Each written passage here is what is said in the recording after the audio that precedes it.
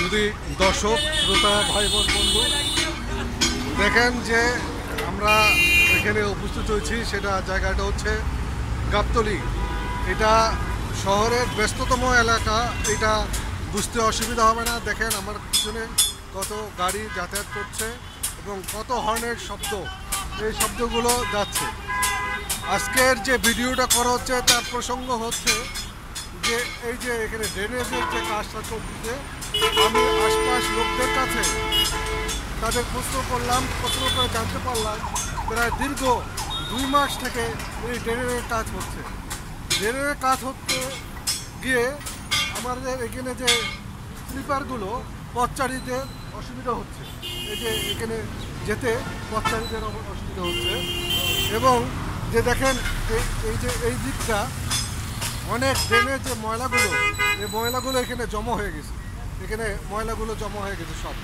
এই ময়লা জমা হওয়ার কারণে পথচারী তো যেতে পারছে না, অনেক কষ্ট করতেছে পথচারীরা।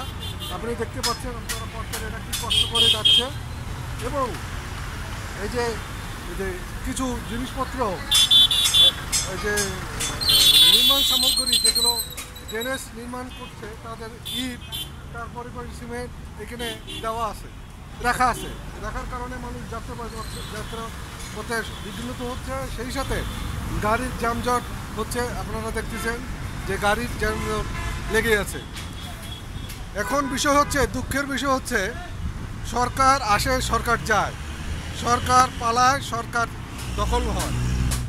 কারণ আমি দখল বলবো এই কারণে যে এখন নির্বাচন ছাড়াই যেভাবে নির্বাচনে কোনো নাম নাই, নাম গন্ধ নেই, সবাই এখানে যে যার মতো করে চলছে।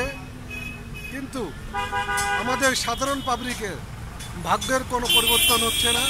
এইভাবে আমরা দুঃখে দুঃখে মরছি।